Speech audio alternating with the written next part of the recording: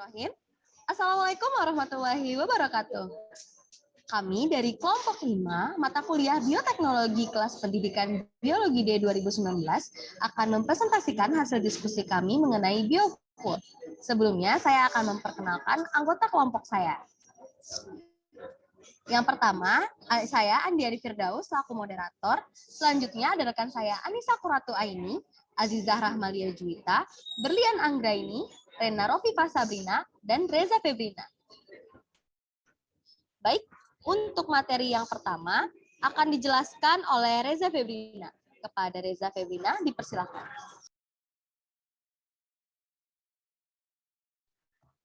Baiklah, terima kasih moderator yang sudah mempersilahkan saya.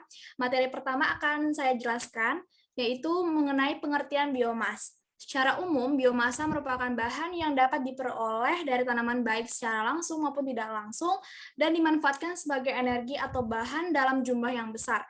Secara tidak langsung, mengacu pada produk yang diperoleh melalui peternakan dan industri makanan.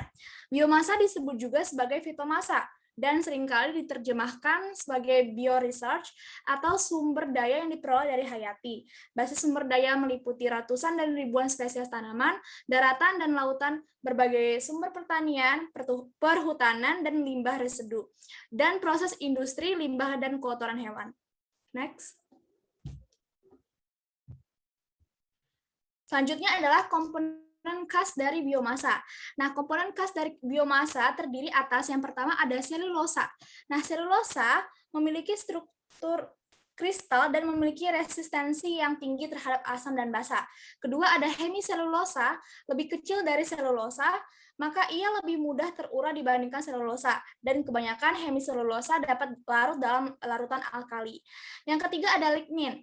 Nah, ini senyawa di mana unit komponennya terdiri atas fenilpropana dan turunannya, terikat secara 3 dimensi, dan sumber daya karbon alami yang paling berlimpah di bumi. Kemudian ada pati. Nah, pati ditemukan di dalam biji, umbi atau akar, dan batang, dan mempunyai nilai yang tinggi sebagai makanan. Next.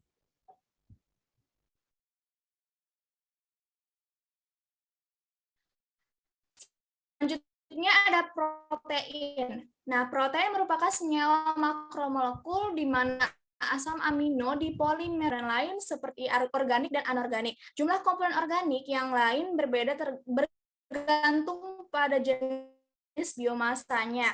Tetapi ada juga komponen organik dengan jumlah yang tinggi seperti gliserida, contohnya minyak rapeseed, minyak sawit, dan minyak sayur lainnya, dan sukrosa di dalam tebu dan gula bit.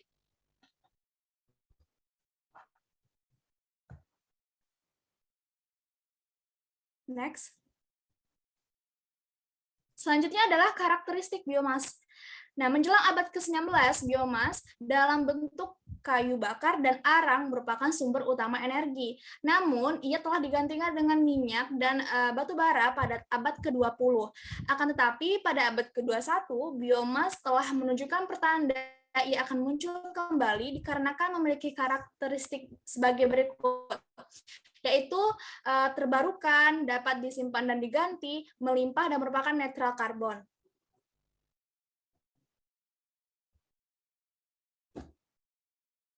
Next. Selanjutnya adalah komposisi biomas. Nah, ada berbagai jenis biomasa dan komposisinya juga beragam. Beberapa komponen utama dalam utamanya adalah selulosa, hemiselulosa, lignin, kanji, dan protein.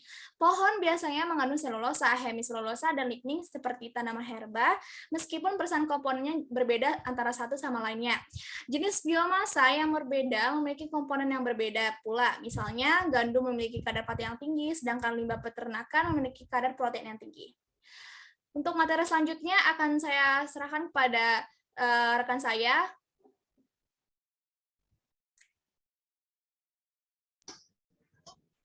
Baik, terima kasih kepada Reza. Selanjutnya, materi mengenai konversi dan juga manfaat yang akan saya jelaskan sendiri.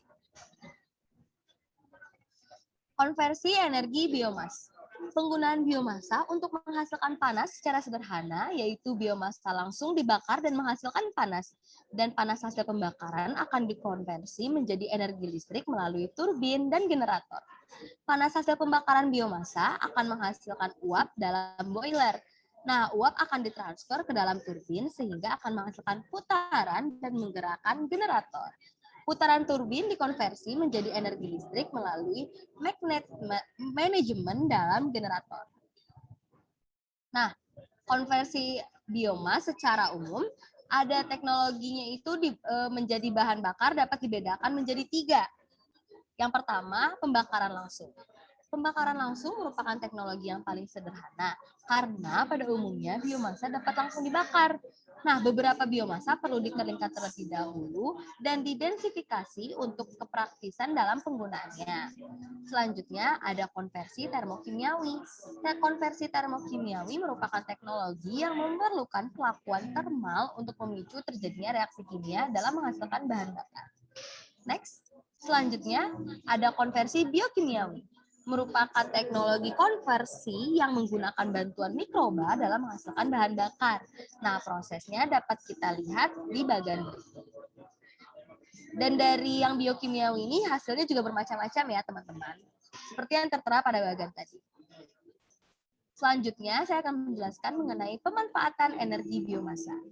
Yang pertama ada biobriquette. Briquette adalah salah satu cara yang digunakan untuk mengkonversi sumber energi biomasa ke bentuk biomasa lain dengan cara dimampatkan sehingga bentuknya menjadi lebih teratur. Selanjutnya ada gasifikasi biomasa. Gasifikasi biomasa merupakan proses konversi bahan selulosa dalam suatu reaktor gasifikasi atau gasifier menjadi bahan bakar. Nah, gas tersebut dipergunakan sebagai bahan bakar motor untuk menggerakkan generator pembangkit listrik. Ada 3 bagian utama perangkat gasifikasi. Yang pertama ada unit konversi bahan baku atau umpan menjadi yang disebut reaktor gasifikasi. Ada yang kedua unit pemurnian gas dan yang terakhir ada unit pemanfaatan gas.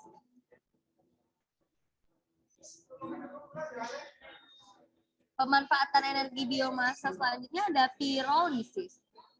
Ada beberapa tingkatan proses pirolisis, yaitu pirolisis primer dan pirolisis sekunder. Nah, kalau pirolisis primer, pirolisis yang terjadi pada bahan baku atau umpan. Sedangkan pirolisis sekunder adalah pirolisis yang terjadi atas partikel gas atau uap hasil pirolisis primer. Nah, teman-teman, penting diingat bahwa pirolisis adalah penguraian karena panas lebih dari 150 derajat Celcius, sehingga keberadaan oksigen dihindari pada proses tersebut. Mengapa? Karena akan memicu reaksi pembakaran. Nah, berikut merupakan skema pirolisis. Pemanfaatan energi biomasa selanjutnya ada liquefaction. Liquefaction itu merupakan proses perubahan wujud dari gas ke cairan dengan proses kondensasi. Nah, biasanya melalui pendinginan atau perubahan dari padat ke cairan dengan peleburan. Bisa juga dengan pemanasan atau penggilingan dan pencampuran dengan cairan lain untuk memutus ikatan. Nah, pada bidang energi ini terjadi pada batu bara dan gas menjadi bentuk cairan untuk menghemat transportasi dan memudahkan dalam pemanfaatannya. Pemanfaatan selanjutnya ada biokimia. Seperti hidrolisis, fermentasi, dan anaerobic digestion. Anaerobic digestion adalah penguraian bahan organik atau selulosa menjadi CH4 dan gas lain melalui proses biokimia. Adapun tahapan proses anaerobic digestion, selain anaerobic digestion, proses pembuatan etanol dari biomasa tergolong dalam konversi biokimiawi. Biomasa yang kaya dengan karbohidrat atau glukosa dapat difermentasi sehingga terurai menjadi etanol atau CO2. Nah, selanjutnya ada densifikasi. Briquette atau pellet akan memudahkan dalam penanganan biomasa. Tujuannya adalah dengan meningkatkan densitas dan memudahkan penyimpanan dan pengangkutan. Secara umum, densifikasi atau pembentukan briquette atau pellet mempunyai keuntungan seperti menaikkan nilai kalor per unit volume, mudah disimpan dan diangkut, mempunyai ukuran dan kualitas yang standar. Selanjutnya ada karbonisasi, merupakan proses untuk mengkonversi bahan organik menjadi arang. Proses ini akan dilepaskan zat yang mudah terbakar seperti CO, CH4, H2, formaldehid, metana, formik, dan asetil asid serta zat yang tidak terbakar seperti CO2, H2O, dan tertium. Nah, demikian penjelasan dari saya. Selanjutnya mengenai pengertian, komposisi, serta pengembangan dari biogas akan dijelaskan oleh Aziza Rahmadia Juwita. Kepada Ezi dipersilakan. Baik, terima kasih kepada moderator yang sudah mempersilahkan saya. Kali ini saya akan menjelaskan mengenai pengertian biogas. Nah, biogas adalah gas yang mudah terbakar yang dihasilkan dari proses fermentasi bahan-bahan organik oleh bakteri-bakteri anaerob, bakteri yang hidup dalam kondisi tanpa oksigen yang ada dalam udara. Bahan-bahan organik adalah bahan-bahan yang dapat terurai kembali menjadi tanah, misalnya sampah dan kotoran hewan. Nah, selanjutnya yaitu komposisi biogas. Energi yang terkandung dalam biogas tergantung dari konsentrasi metan. Semakin tinggi kandungan metan, maka semakin besar kandungan energi atau nilai kalornya. Pada biogas, dan sebaliknya, semakin kecil kandungan metan, maka semakin kecil nilai kalorinya. Kualitas biogas dapat ditingkatkan dengan menghilangkan hidrogen sulfur, kandungan air, dan karbon dioksida, atau yang disebut dengan proses purifikasi. Nah, di sini kita mempunyai tabel. Ini adalah komponen umum yang ada di biogas. Bisa kita lihat untuk metana, itu berkisar 55-50%, karbon dioksida 25-45%, nitrogen 0-0,3%, untuk hidrogen itu 1-5%, hidrogen sulfida 1-5%, dan oksigen 0,1-0,5%. Selanjutnya, perkembangan teknologi biogas. Pertama itu ada tipe fixed damped plane. Nah, tipe ini terdiri dari digester yang memiliki penampung gas di bagian atas digester. Ketika gas mulai timbul, gas tersebut menekan lumpur sisa fermentasi ke bak slurry. Nah, untuk keunggulannya, tidak ada bagian yang bergerak, awet, dibuat di dalam tanah sehingga terlindung dari berbagai cuaca atau gangguan lain dan tidak membutuhkan ruangan. Kelemahannya, rawan terjadi keretakan di bagian penampung gas, tekanan gas tidak stabil karena tidak ada katup gas. Selanjutnya, tipe floating drum plane. Tipe floating drum plane terdiri dari satu digester dan penampung gas yang bisa bergerak. Penampung gas ini akan bergerak ke atas ketika gas bertambah dan turun lagi ketika gas berkurang, seiring dengan penggunaan dan produksi gasnya. Selanjutnya ada tipe balloon plane. Tipe ini memiliki konstruksi sederhana, terbuat dari plastik yang pada ujung-ujungnya dipasang pipa masuk untuk kotoran ternak dan pipa keluar peluapan slurry. Sedangkan pada bagian atas dipasang pipa keluar gas. Untuk keunggulannya yaitu biaya pembuatannya murah, mudah dibersihkan, dan mudah dipindahkan. Kelemahannya yaitu waktu pakai relatif singkat dan mudah mengalami kerusakan. Baiklah, sekian dari saya kembalikan kepada moderator.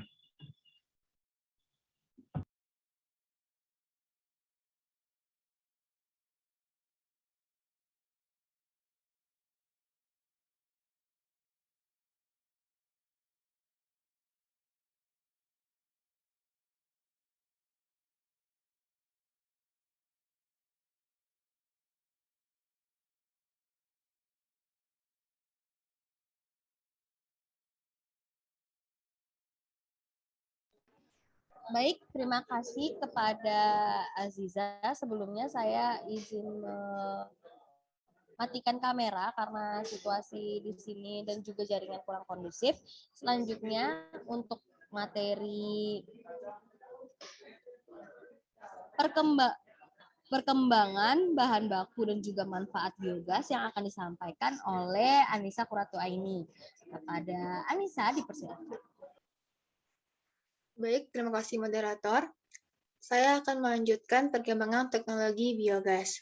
Selanjutnya ialah tipe plug flow, yaitu tipe ini hampir sama dengan tipe balon plan, tetapi terbuat dari pipa polyvinyl klorida atau PVC yang di ujung-ujungnya dipasang suatu wadah untuk memasukkan dan mengeluarkan kotoran.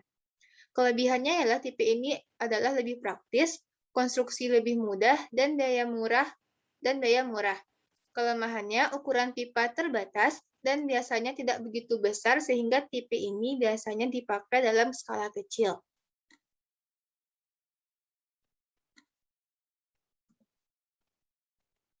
Selanjutnya, tipe convert lagon. Prinsip dari sistem ini ialah dengan menutup kolam dengan bahan penutup yang kedap gas untuk menangkap biogas yang terbentuk di dalam kolam. Tipe ini biasanya terdiri dari 2 kolam, yaitu kolam pertama ditutup dengan bahan penutup yang kedap, dan kolam kedua terbuka untuk proses lanjutan. Kelebihannya ialah sistem ini adalah kemudahan dalam konstruksi, pengoperasian, dan perawatan, namun membutuhkan lahan yang lebih luas dan memiliki keterbatasan proses. Kinerja convert lagon dapat ditingkatkan dengan menyiapkan sistem yang memungkinkan adanya pengadukan cairan di dalam kolam. Tipe selanjutnya ialah tipe Continuous Stirred Tank Reactors atau CSTR, di mana reaktor berbentuk tangki diisi secara kontinu dan dilengkapi dengan sistem pengadukan. Substrat yang dialirkan ke dalam reaktor mendorong sejumlah substrat yang sama keluar. Pengadukan dilakukan secara terus-menerus atau bisa berkala.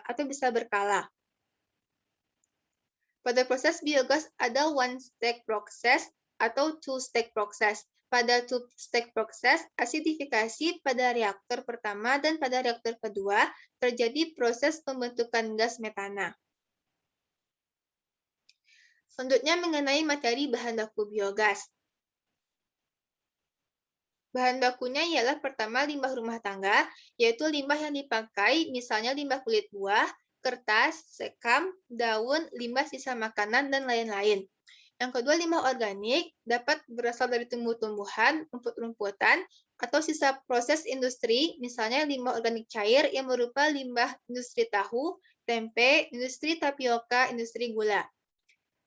Selanjutnya, kotoran ternak, seperti kotoran sapi, kerbau, babi, kambing, dan unggas. Yang keempat ialah kotoran manusia. Kotoran manusia dapat menghasilkan gas bio. Namun sebelum digunakan untuk bahan baku biogas, cukup penting melakukan karakteristik awal beberapa sampel tinja. Materi selanjutnya mengenai pemanfaatan biogas. Yang pertama, memasak. Produk utama dari biogas adalah gas metan yang dapat digunakan sebagai bahan bakar kompor untuk memasak. Yang kedua ialah pembangkit listrik. Dan yang ketiga ialah bahan bakar mesin. Yang keempat, lampu penerangan. Untuk lampu penerangan ini, lampu yang dipakai ya lampu khusus yang memang didesain menggunakan energi dari biogas. Yang kelima, pemanfaatan selut sebagai pupuk kompos. Sekian dari saya kembalikan kepada moderator.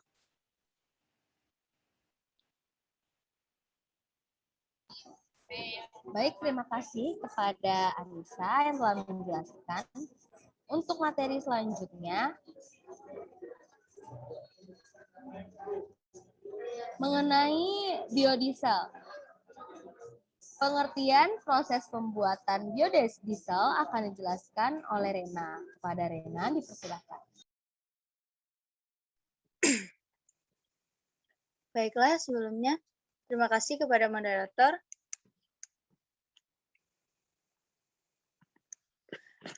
Baiklah, saya akan melanjutkan materi yang ketiga, yaitu mengenai pengertian biodiesel. Nah, biodiesel ini adalah sebuah bahan bakar cair yang berasal dari minyak nabati dan lemak yang memiliki sifat pembakaran yang mirip dengan bahan bakar minyak diesel biasa atau yang berasal dari minyak bumi.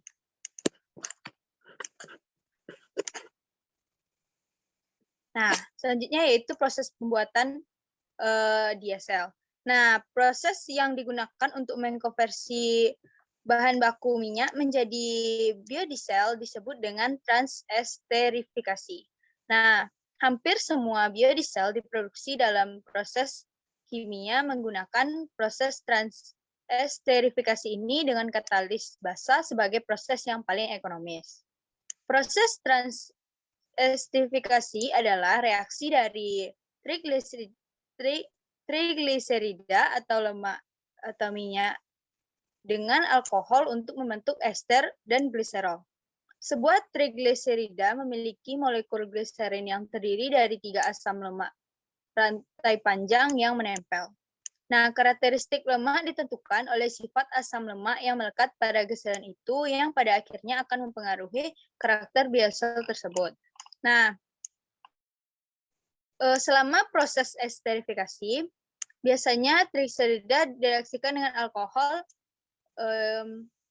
dengan adanya katalis biasa yang biasanya alkali kuat seperti natrium hidrosida.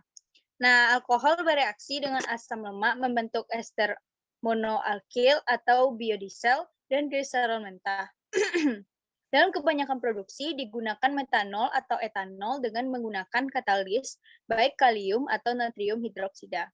Nah, kalium hidroksida ini telah ditemukan lebih cocok untuk produksi biodiesel etil ester, meskipun dapat juga digunakan untuk produksi metil ester. Nah, jika keberhasilan reaksi transesterifikasi ini ditandai dengan pemisahan metil ester dan lapisan gliserol setelah waktu reaksi selesai. Nah, produk samping dari gliserol lebih berat, mengendap dan dapat dijual atau dimurnikan untuk digunakan dalam industri lain seperti farmasi, kosmetik, dan deterjen. Sekian dari saya kembalikan kepada moderator. Terima kasih kepada Rena, dan untuk materi yang terakhir akan dijelaskan oleh Brian Anggaini. Brian, dipersilakan. Baiklah, terima kasih kepada moderator yang telah mempersilahkan saya untuk mempresentasikan materi mengenai manfaat dan juga pentingnya biodiesel. Nah, sebelumnya apakah suara saya terdengar jelas? Dengar, Ber. Jelas, Ber. Baiklah. Yang pertama yaitu manfaat biodiesel. Biodiesel ini merupakan biorenewable. Bahan bakunya dapat diperbarui 1 kali atau lebih dalam 1 generasi. Yang kedua, biodiesel ini juga merupakan karbon netral, menggunakan jumlah tanaman yang sama untuk karbon dioksida untuk membuat minyak yang dilepaskan ketika bahan bakar dibakar. Biodiesel ini juga sangat cepat terurai dalam lingkungan dan tidak beracun, sehingga tumpahannya mempunyai resiko yang jauh lebih sedikit daripada tumpahan minyak diesel. Yang selanjutnya yaitu biodiesel ini juga memiliki titik nyala lebih tinggi dibandingkan solar minyak bumi, sehingga lebih aman dalam kecelakaan. Nah, campuran 20% biodiesel dengan 80% minyak solar dapat digunakan juga dalam mesin diesel termodifikasi. Biodiesel ini juga dapat digunakan dalam bentuk murni, tetapi memerlukan modifikasi mesin tertentu untuk menghindari masalah pemeliharaan dan kinerja. Lanjut. Nah, biodiesel ini juga dapat dibuat dari daur ulang minyak nabati dan juga lemak hemani. Penggunaan biodiesel juga dapat mengurangi emisi polutan yang berbahaya, terutama partikulat dari mesin diesel, yaitu 80% lebih sedikit emisi karbon dioksida, 100% lebih sedikit sulfur dioksida. Tapi emisi nitrogen oksida, prekursor ozon, akan meningkat. Biodiesel ini juga memiliki cetane number tinggi di atas 100 jika dibandingkan dengan bahan bakar diesel minyak bumi hanya 40. Angka cetane adalah ukuran kualitas penggapaian bahan bakar ini. Dengan angka yang lebih tinggi berkontribusi pada sistem pendinginan dan rendahnya kebisingan. Penggunaan biodiesel juga dapat memperpanjang umur mesin diesel karena sistem pelumasan lebih baik, namun daya outputnya relatif tidak berpengaruh oleh biodiesel. Nah, yang terakhir, manfaat biodiesel adalah untuk menggantikan bau knalpot diesel minyak bumi dengan bau yang lebih menyenangkan menyerupai popcorn atau kentang goreng. Selanjutnya, pentingnya biodiesel.